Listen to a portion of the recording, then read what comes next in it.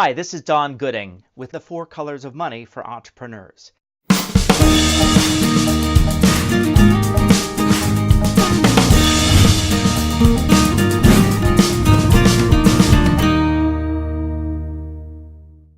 In this session, we're going to talk about the 12 steps to raising equity. Who knew there were 12 steps? The goal of this session is to provide you with a realistic guide to help you along the path of trying to raise money either from angel investors or from professional venture capitalists. I'm going to provide more details on some of the steps in other modules, but we'll give you a sense of what it takes to get each of these steps done, with the overall goal to get you more prepared and thus more competitive for this rather grueling process of raising equity. So here we go with the 12 steps for raising equity. I'm going to run through them quickly and then run through them step by step in some level of detail. Are you ready? First, find potential investors. Second, have informal contact with investors. Third, provide a formal introduction of your business. Fourth, provide the pitch. At this point, a lot of entrepreneurs think, oh, we're done, we're going to get the investment now. Oh no, the work is just starting. Step 5 is often a deep dive meeting. Step 6, you got to resolve deal killers before you dig into step 7, due diligence. If you ever get out of due diligence, you get on to step 8, which is term sheet negotiation. And once you've done that, you still have step 9, forming a syndicate. Once you've got your syndicate, then you move on to step 10, investment document preparation. This is where the lawyers make a lot of money. And finally, you get to step 11, the closing, where if you've got a lot of angel investors, especially, you have to do cat herding. And finally, step 12, money in the bank.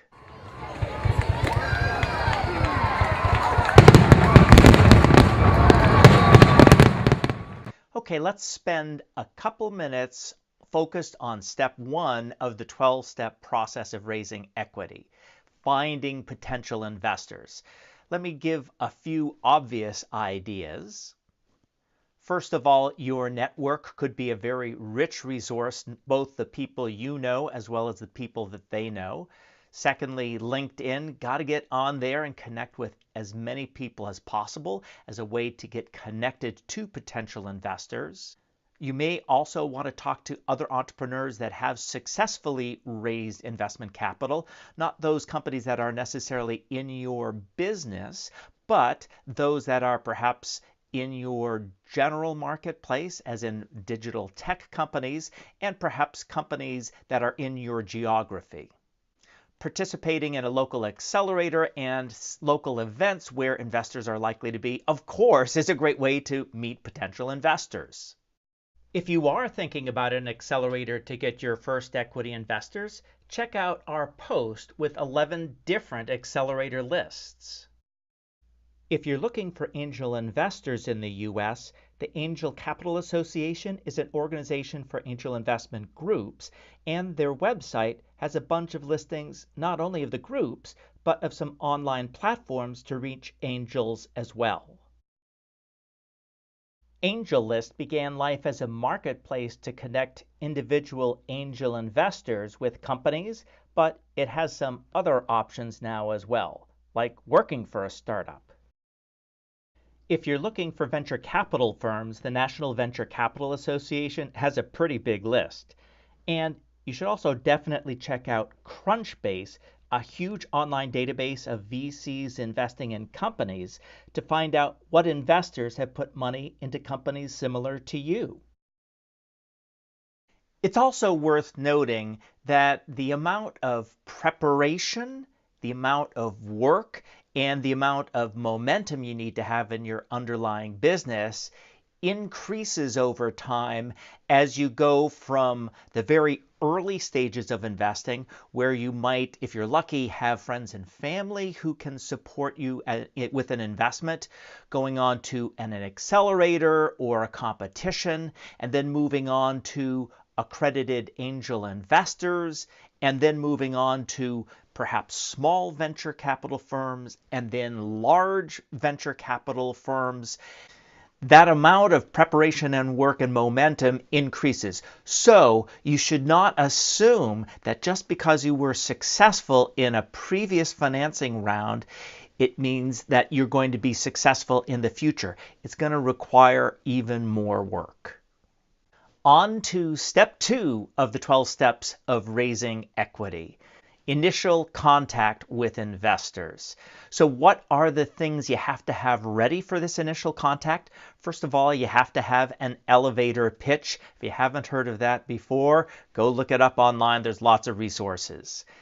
Secondly, you need to have either an executive summary or a one-pager on your company, literally just one page that a potential investor can look at to get a quick idea of what your company's all about.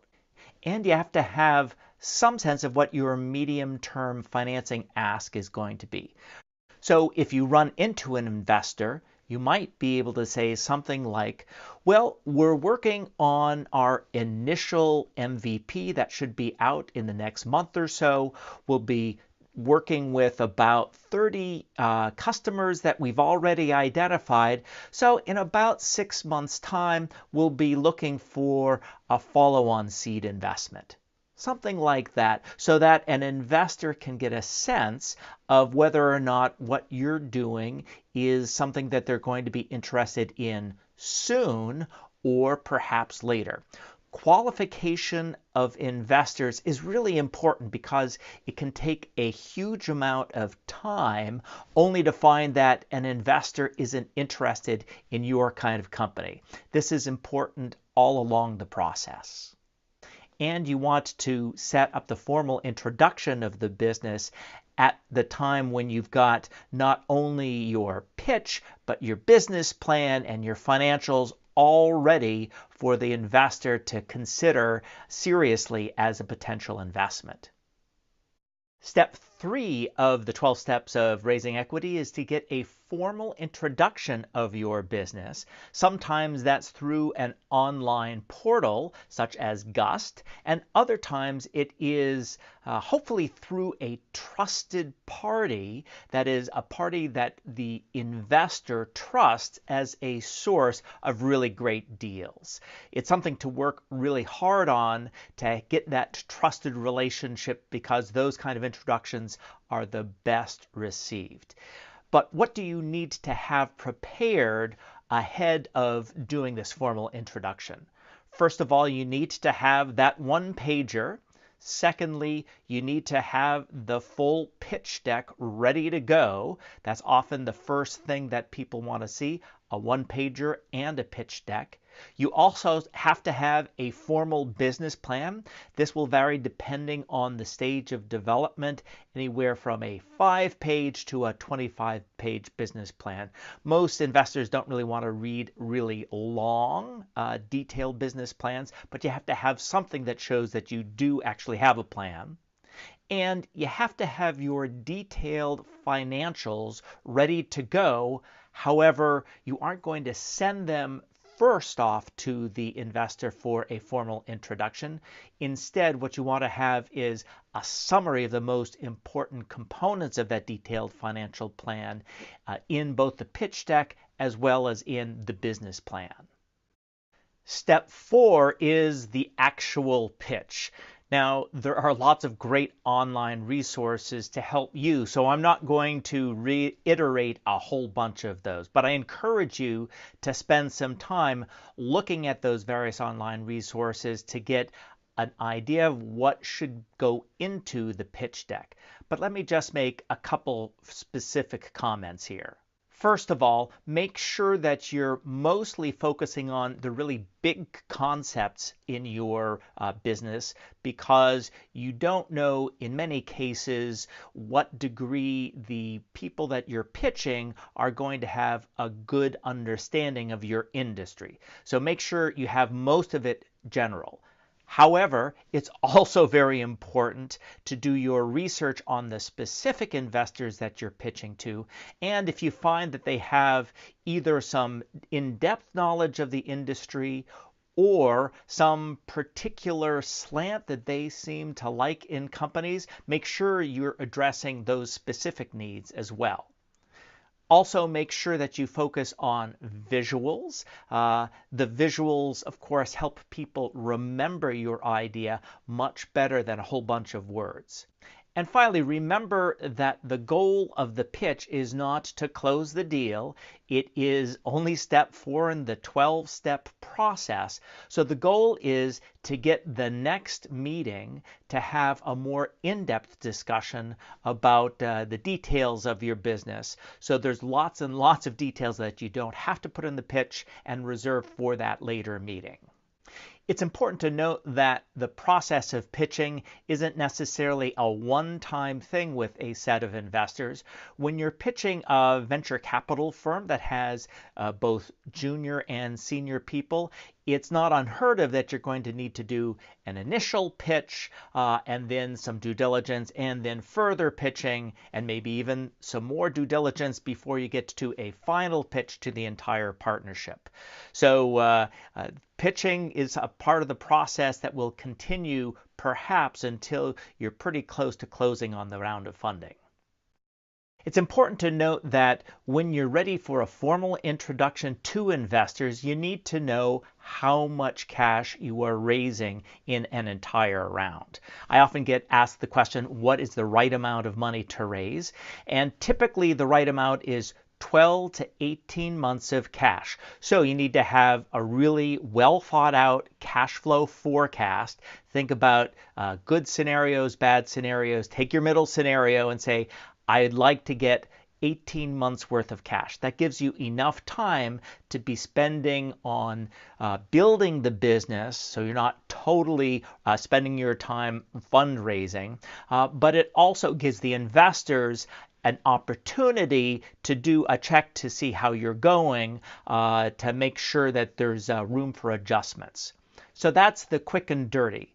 But there's important other considerations as well. Part of the goal is to reduce the risk in your business. And so you need to think through what are the major milestones that are going to reduce the risk in my business and allow the company to raise more capital at a higher price. That's going to be your goal, but it's also going to be the incoming investor's goal. They like the price to go up over time. So think about those milestones. Are you going to be adding team?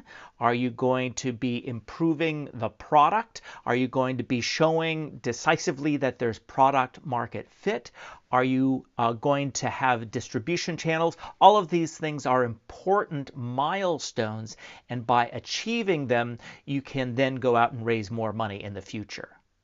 The final thing you need to have ready by step 4, the pitch, is some basics on the terms of the investment that you're offering in your company. Now, if you want to know all the details about terms, there are 2 things that you can do to learn more about terms in general. First of all, we are offering a module on terms. Secondly, though, we highly recommend the book Venture Deals by Brad Feld. This is, in fact, the first of several times we're going to be recommending it. However, at this stage of the pitch, you don't need to know all of the gory details. So what do you need to know? First of all, you need to understand, are you looking for convertible debt or convertible preferred shares? We do talk about this issue in structuring the investment. Secondly, it's a good idea to have thought through board participation. If you don't already have a board of directors, the basic is we're going to have a board of 5 people, 2 insiders, 2 new investors, and 1 independent director who will be approved by all of the above. That's quick and dirty enough for this stage of the process. And finally, you should have at least in your head what an appropriate pre-money valuation is that you're going to be looking for. Now, the art of negotiating a deal is generally you don't want to offer the first price. You want to let the investors do that.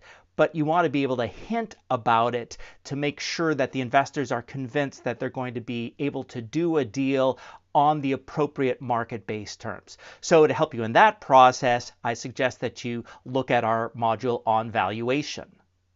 We'll take up steps 5 through 12, the post-pitch part of the equity fundraising process, in another video.